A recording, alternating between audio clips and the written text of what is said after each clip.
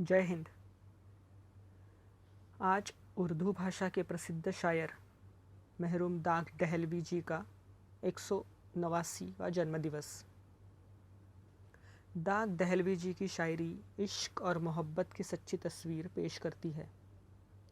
लाल किले में 12 वर्ष रहते हुए दाग दहलवी ने अपनी शायरी से उस युग के बुज़ुर्ग शायरों जैसे गालिब, मोमिन, ज़ौक़, शेफ्ता को ही नहीं चौंकाया, अपितु अपनी सीधी सहज भाषा और उसके नाटकीय आकर्षण ने आम लोगों को भी उनका प्रशंसक बना दिया।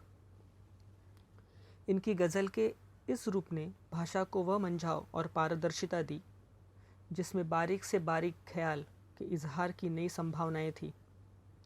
गालिब भी दाग के इस अंदाज से प्रभावित हुए बिना नहीं रह सके। दाग के एक जीवनी लेखक निसार अली शोहरत से उन्होंने एक बार कहा था, दाग भाषा को न सिर्फ पाल रहा है बल्कि उसे तालीम भी दे रहा है। दाग दहलवी की रचनात्मक क्षमता अपने समकालीन उर्दू शायरों से कहीं अधिक थी। उनका एक दीवान 1857 की लूटमार की भेंट चढ़ गया था।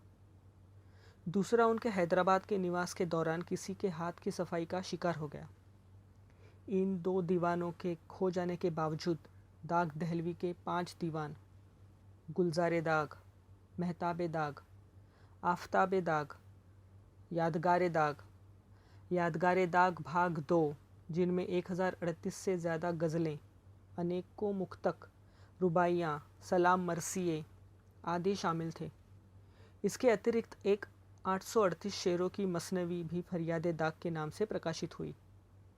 इतने बड़े शायरी के सरमाए में सिर्फ उनकी मोहब्बत की बाजारियत का ही उनकी शायरी की पहचान समझना सबसे बड़ी भूल होगी।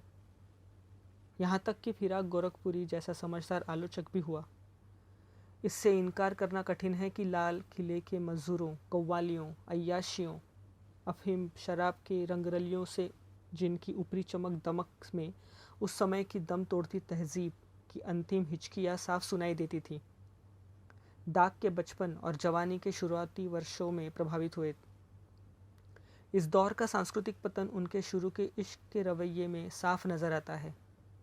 उनकी गज़ल की नायिका भी इस असर के तहत बाजार का खिलौना थी, जिससे वो भी उन दिनों की परंपरा के अनुसार खूब खेले। लेकिन दाग दहलवी का कमाल यह है कि वह यहीं तक सीमित होकर नहीं रहे थे। उनकी शायरी में उनके व्यक्तित्व की भांति, जिसमें आशिक, नज़ाराबाज, सूफ़ी, फनकार, दुनियादार, अतीत, वर्तमानकार एक साथ जीते जागते हैं, कई दिशाओं का सफ़रनामा है। ये शायरी जिंदा आदमी के विरोधाभासों का बहुमुखी रूप है, जिसे किसी एक चेहरे से पहचान पाना बहुत मुश्किल है।